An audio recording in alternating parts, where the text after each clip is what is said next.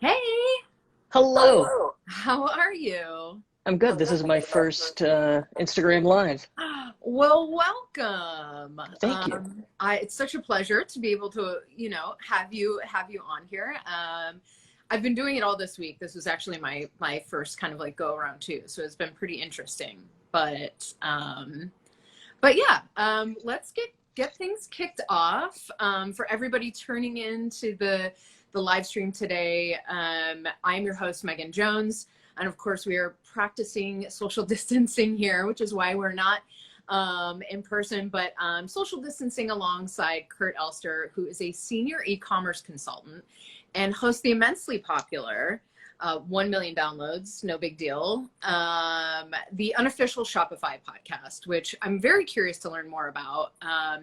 And then, of course, you can feel free to learn more. We'll put the link in here to be able to chat with Kurt, get on his newsletter and all that good stuff. Kurt Elster, ELSTER.com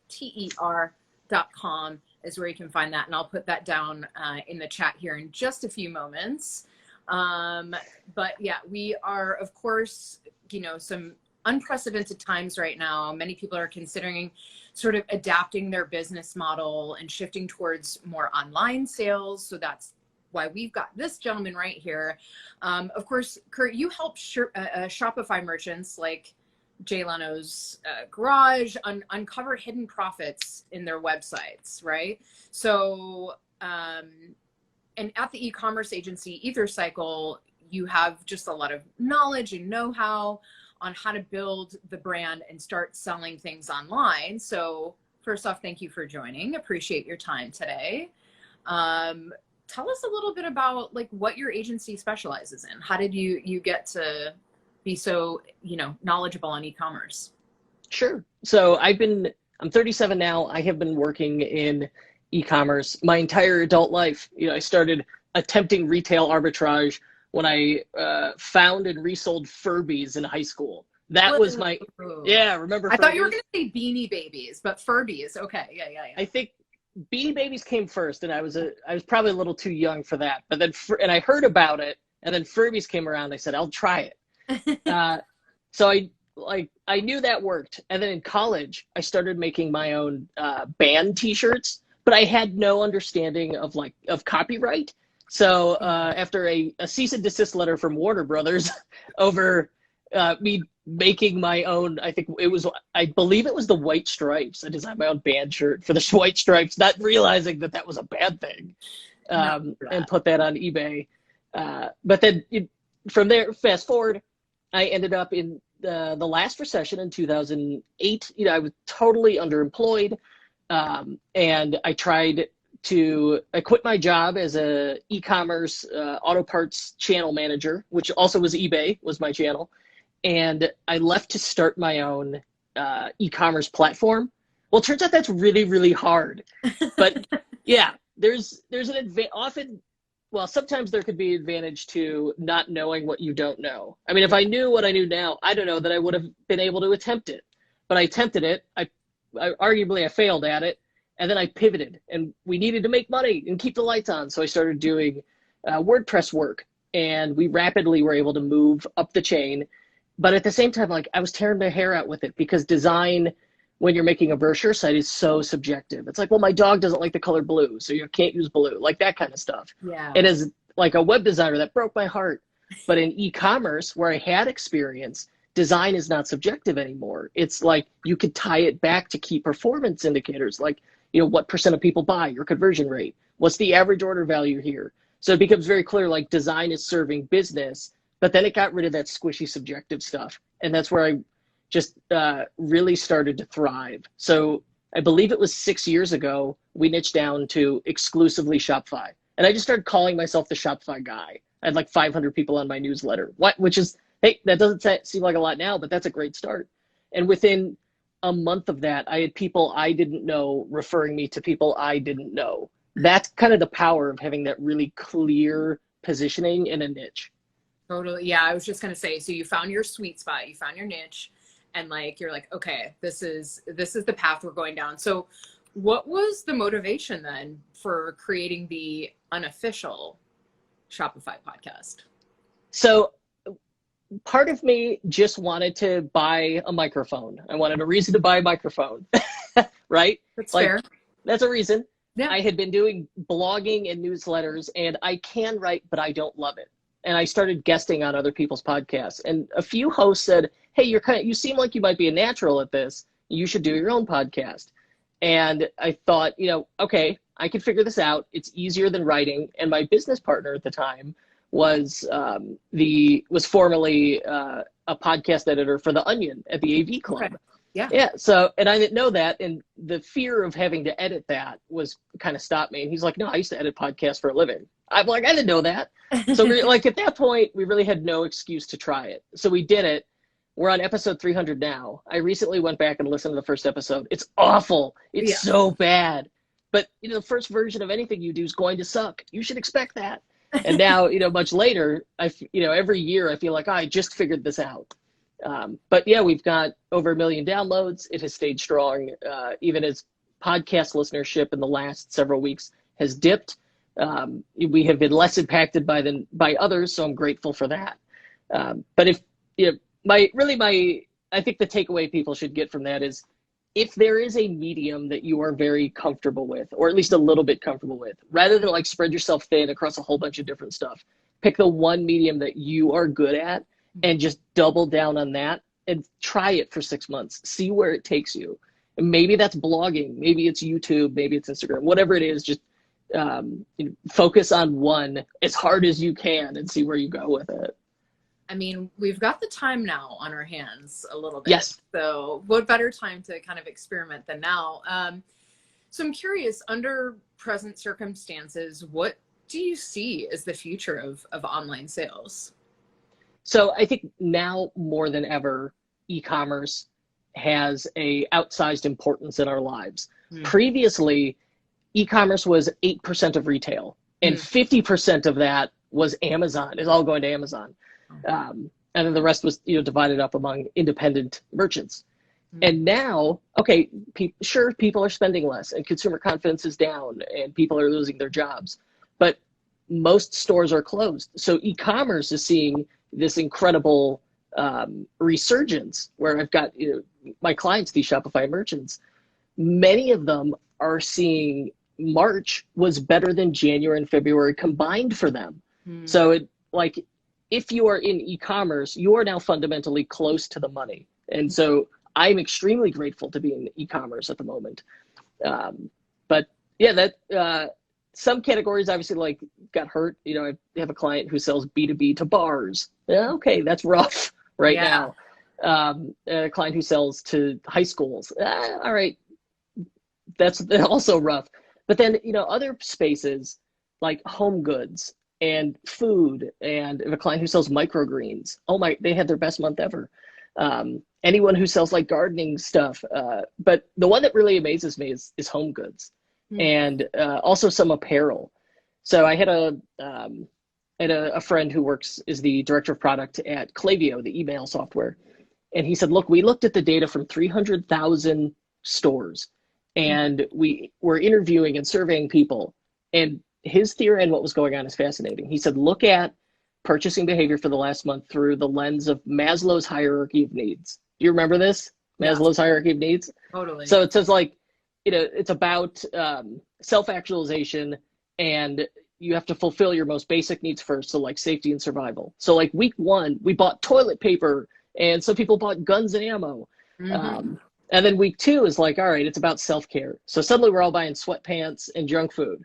And then week 3, now it's about improving your surroundings and ego and self-image. So now suddenly I bought a bird feeder for the first time. I buy home good. I'm improving my space around me. And we're seeing apparel go up, and suddenly makeup and cosmetic sales are coming back.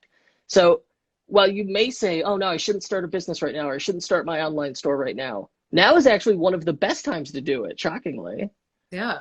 That's very interesting. So what kind of impact do you think the COVID-19, outbreak has or is going to have on e-commerce? And how should businesses maybe react? Well, I think, so number one, try and identify if you are reacting from a place of fear. I think it's so easy to panic and hunker down and do nothing. And you're essentially setting yourself up for failure at that point. But I understand like the fear. I mean, week 1 of self-isolation for me, I got nothing done. It was just like pure anxiety.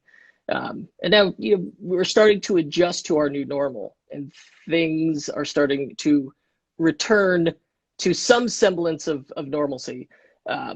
But some interesting things have happened. So get this, there are more eyeballs than ever on social media, and engagement on social media is higher than ever. So it's a great time right now to look at content marketing, audience building. And as long as you are authentic and real and sensitive to the pandemic, now is a time to build incredible relationships with your customers, right? And now more than ever, you could just get out there and be yourself. Like I'm watching the Today Show this morning. Al Roker's giving me the weather report using AirPods from his kitchen. That's incredible. Like if that works for the Today Show, that'll work for you too in your own business. But at the same time, in building an audience, Facebook ads and all pay-per-click ads are cheaper than ever, right? Because we have more people online and a lot of businesses pulled spend back. Whereas like as of this year, trying to pay or increasingly Facebook ads got so expensive, they were pricing out a lot of small businesses who needed to spend money to experiment to find their audience. Now it suddenly became accessible again. So yeah, so it's that kind of like now, and I feel like that's something, that's interesting is like, as a society, we're learning to sort of like even reconnect with just our friends and family. So yes, spending that time to do that with our own friends and family sounds like pivot that same mentality to your business, spending that time to like really get to know your audience, really get to know your customers and your database and sort of from that perspective. Really interesting. Absolutely. Yeah. Yeah. So what do you feel maybe are some pros and cons of selling via your own website versus like a larger platform? So I don't think these things are mutually exclusive. I think you could do both. But certainly like you can only spend so much time and money. So you're limited on resources. I would say if you do not have an audience yet, I would say start with a marketplace. And, we know home goods is a great category. Well, okay, if you're creating your own art, that may fit into that place. So Etsy, Amazon, and even eBay, well, they already have an audience there for you. And so if you could list it, if you could create a great listing, and if you could connect with people in that space, that may be the fast track to getting income through the door. And maybe you sell like digital goods would be, if you sell, digital downloads, that would be a great place to be in right now. That stuff you could sell on Etsy as well. But the disadvantage there with those platforms is that you don't own the customer and you don't own the experience. So, if I spin up my own website on a platform like Shopify, that's an owned channel. Like I own the entire experience. I get that customer's email. I could stay in touch with them. I could build that relationship. I could build a brand. So that's the advantage over marketplaces. But at the same time, you're responsible for everything now. So you are also responsible for driving that traffic to the site and making sure it's a really great experience that makes people confident and comfortable in buying. Yeah. Ooh, yeah, that's a tough choice for sure. But kind of like you said, both they're, depending on how much footwork you want to do or have done. I guess that's dependent upon that. So if you guys, first off, we're getting like lots of hearts and thumbs ups and all the kind of things. So thank you guys for tuning in. We really appreciate having your eyeballs and your ears in on this really great content. If you missed the beginning and are just kind of tuning in, our guest today is senior e-commerce consultant and host of the Unofficial Shopify Podcast. Of course, still official in our books because we got those 1 million downloads, Mr. Kurt Elster. And we're talking about selling online. So what do you think maybe are some specific mistakes you see beginner merchants make when on starting like on Shopify, for instance? Well, at the start of the interview, I talked about like, man, it took me years to figure out my niche, And that was Shopify and conversion rate optimization. I think everybody struggles with finding their niche, finding their audience, finding their people. And I don't think it's some set in stone and you get it right on the first try. Expect to revise and evolve it. So number one, you want to focus on your positioning statement. So you say like, I help X audience. So for me, it's like, I help Shopify merchants uncover hidden profits in their store. Aha. So now like we know who my audience is and the benefit they get out of it. So kind of start trying to work through that as a cornerstone of your marketing in your head. And once you do it, it will change over time. So if you know that, suddenly it makes it a lot easier to write your product descriptions and your marketing copy and your Facebook posts and all that stuff. So I say start there. Number two, the common mistakes I see people make, they make it so hard to find their products. Right? So trying to get your navigation, like think about this. When I land on most merchant stores, the first link in the main menu is home. What website still has a home link, right? If you haven't thought about it, you do it without thinking. But the reality is like you don't need it. Everybody knows they can click the logo or click back. If you go on any major retailer's site, that main menu is exclusively devoted to one thing, and that's shopping. So those main menu links should only be links to your products or categories of your products. All the other stuff like, my blog, my contact info, an FAQ, your about page, that can all go in some secondary menu, whether that is your, the footer or the top menu. The other thing that I think a lot of people make a mistake on is not telling their story. Like when they first start out, you take someone like Target who has to hire a spokesperson to speak for them. It's because they're trying to be personable. They're trying to look small and relatable. But you as an artist probably have a great story. And you probably have something interesting about what your products and your creations mean to you, or how you got to this place, or why you're doing it. The person buying from you, they want to know that too. An interesting thing we've noticed when we do screen recordings of people shopping is they'll add a product to cart, and before they go to checkout, they go to the about page. It's because they want to know who they're buying from. It's a way to figure out like, do I trust this person? Is this site legit? So being yourself instead of being like, we at Acme Corp, don't do that. Be like, hey, my name's Kurt and this is why I'm here. That is so much more relatable, and you will make more sales and you will create genuine human connection, which right now, a lot of us are starved for. Very much so. Yeah, I think, we talk a lot about that at Raw. I'm a publicist by day. I definitely talk a lot about those types of things with the brands that I work with, brand transparency, and how, being, just sort of relatable in any sort of aspect, will kind of get you farther than one might think. So you brought up a really interesting, when people are filling up their carts, I'm curious, what do you feel, or I don't know if there's like data to back this up. I'm sure it differs between the industry or the certain client that you're working with, but the primary reason for online shoppers to abandon their carts, I'm curious, being a person who definitely, especially right now, I've been doing the like, I'll fill up my cart with things that like I'm idealizing or I think that I want to spend the money on. But it's just sort of like cathartic. It's just like a good feeling for me. But I'm curious to know if there like is a legit reason sort of behind that mindset. Well, you're doing retail therapy. Yeah. That's what that is. Yeah. And at the same, so it's retail therapy without the expense. But that's also like you getting yourself acclimated to, do I want this? So like, I think we all do that where if it's an item under $50, we'll make an impulse purchase. And if it's over $50, it's like, well, I got to ask my spouse, or I should wait on, sleep on that overnight to make sure I want it. So it's perfectly normal behavior.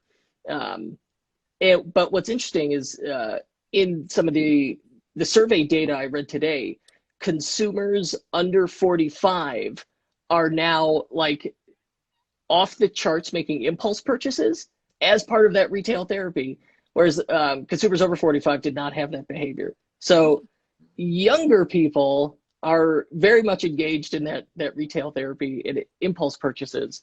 at the moment. And generally it's like for average order value, $50 tends to be the threshold for what is and isn't an impulse purchase. Interesting. Okay. I mean, some folks use that cart as their wish list. Like, it's like, all right, this is stuff I'm adding it to cart because I know it'll stay there for 90 days or whatever. Right. Yeah. And definitely getting those email reminders like, hey, I think you left something over here in this cart. Are you sure you don't want that? Sometimes we want to be sold. We're going to put it into the cart, start the checkout, and then quit, hoping that they'll come back and try and sell. So you get that remarketing ad, you get that email. If you're really lucky, you get the coupon. I always abandon cart just to see if I'll get the coupon. Yeah.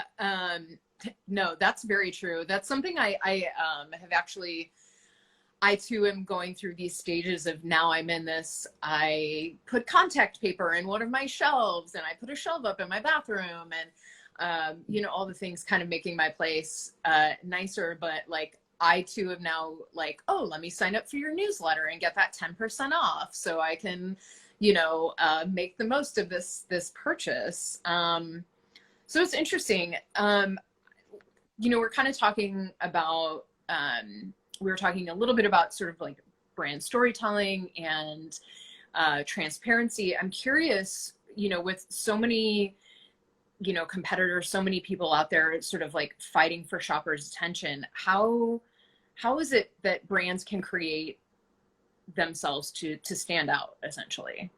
What are some of the key things? Yeah. I think number one, it starts with that brand story.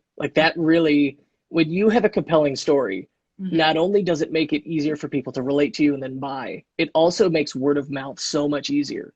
I have a client who hand sews wallets out of decommissioned fire hose.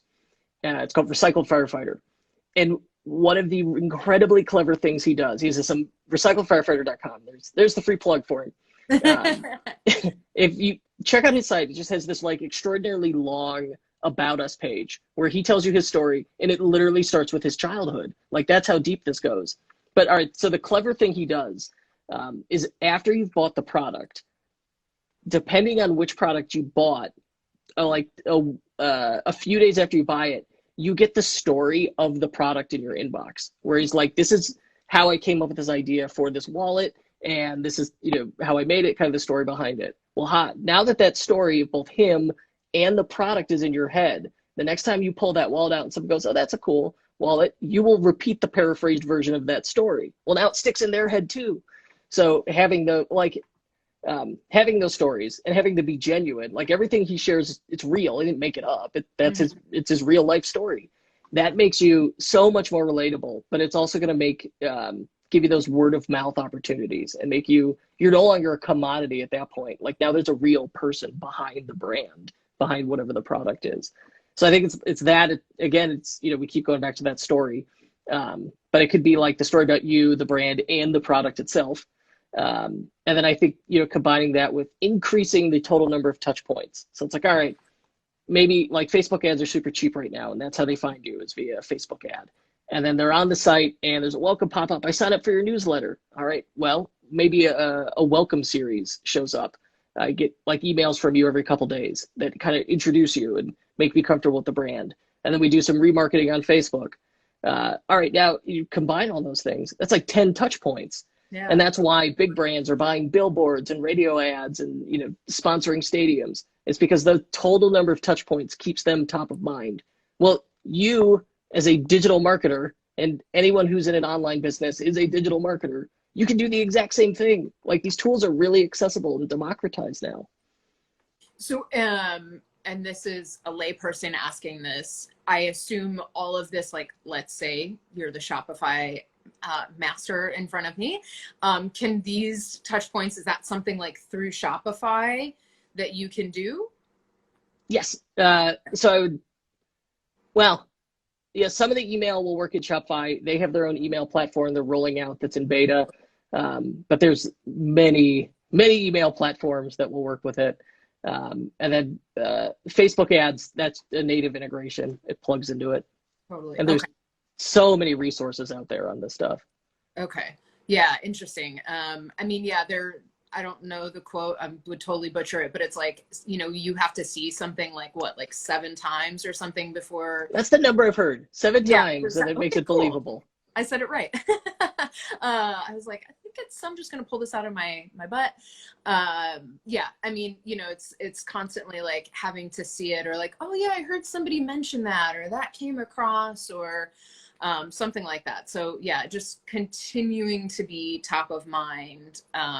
And yes, for everybody out there, those little, did you abandon cart emails, things along those lines, or they work for me. So I definitely would highly suggest them. So we're kind of nearing the end of the 30-minute live stream. I swear when I get on these things, it's like I black out and come to, and the 30 minutes is over just like that. But That's a good problem to have. Yeah, I've done enough of these that, yeah, that kind of happens, or anytime I'm on stage. But any personal advice, I guess, like for creative entrepreneurs on how to turn their passion into a sustainable business? I think number one, you're passionate about it. So work in public. Your passion is contagious, but you have to make it available. So that's where, like, share everything you're doing day to day. Share that process. Like, I want you to go full Kim Kardashian on them. Oh. Share your process on social media. Share work in public as you learn things, as you make mistakes. Share that via newsletter, blog, social media, whatever it takes, so that people start to know you and you start to build an audience, and that audience becomes a community, and that community becomes customers, and that's what builds the business. Without those customers, without an audience, without that community around you, it's not a business. It's nothing. There's no one to buy, and you're going to be chasing like just these one-off sales. So that's the thing to look for first, and that's what's going to make it so authentic and real and relatable. Is when start with that core audience building exercise, and keep at it, and that's how you'll get to the sales. It also help you understand like why people buy and what they want to see from you. Yeah, that's interesting, and I think also, you know, it kind of ties in as like being transparent and consistent. And you were saying like find your niche, right? Like, you know, with creatives, I think, you know, we have so many great ideas, and, you know, we're doing so many different things and seeing how this could apply to this, but maybe like staying in your lane a little bit to be able to, yeah, like keep that going, I guess. Yeah, a common mistake people make is trying to go really wide. They're like, well, if I cast a wider net, I'll get more sales. Right. No, it makes it harder to communicate what you do. It makes it harder for people to find you. Just if you're like, look, I make portraits of people's rats, people who love rats, and I do portraits of rats. That's an incredibly successful 6-figure business idea right there, because you'll own that space. You'll be that guy. Yeah, I'm going to be the rat portrait guy. Yeah. No, well, if I could plug one of my friends, Paul Jarvis. He's really just a tremendous author. And he has a good free newsletter, and he writes for creatives. He's a creative, who, you know, like creative turned business kind of guy. He says, hey, you need to find your rat people. And he has and always has a lot of pet rats. Like an entire room in his house is devoted to rats. And for some people, that's a turnoff. But he's made it like part of his brand. It has nothing to do with business or creativity. It's just he likes rats. That's who he is. So take it or leave it.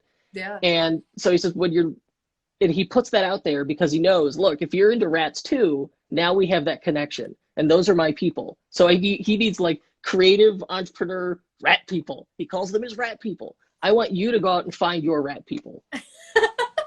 Well, if there's anything that you guys out there can take away, find your rat people. I think that's super important. Yeah, you have to find your community. And I think, you know, at Raw, that's like what we're all about, which is like why, you know, we were started, you know, in the first place, is like knowing that community is super important. Well, on that note, Kurt, thank you very much for speaking with me and to our audience today. Dropping those little nuggets of wisdom. I mean, find your rat people. I'm just gonna like live on that all day. I think that's amazing. And some helpful tips. Also, that we're going to send people over to the site, kurtelster.com, and sign up for the newsletter, especially if you're looking for, I'm hoping, some like tips and tricks around Shopify, and listen to the podcast. I'm sure. Well, that newsletter comes from my real email address. So if you sign up for the newsletter, you reply to it with a thoughtful question, I will absolutely send you a thoughtful answer. 100%. I love that. We're getting lots of rat emojis in our feed right now. So apparently people are feeling it. But you guys, that is all the time that we have for today. Tune in tomorrow. This space, don't get sick of it, because it's coming back tomorrow at 1 p.m. PST, Pacific Standard Time. We're going to be checking with Jackie Lamb to learn more about freelancing. So I know that's an exciting subject for a lot of people in the artist community. Kurt, again, thank you so much for your time. Stay safe, stay healthy, stay hydrated, to you and your family.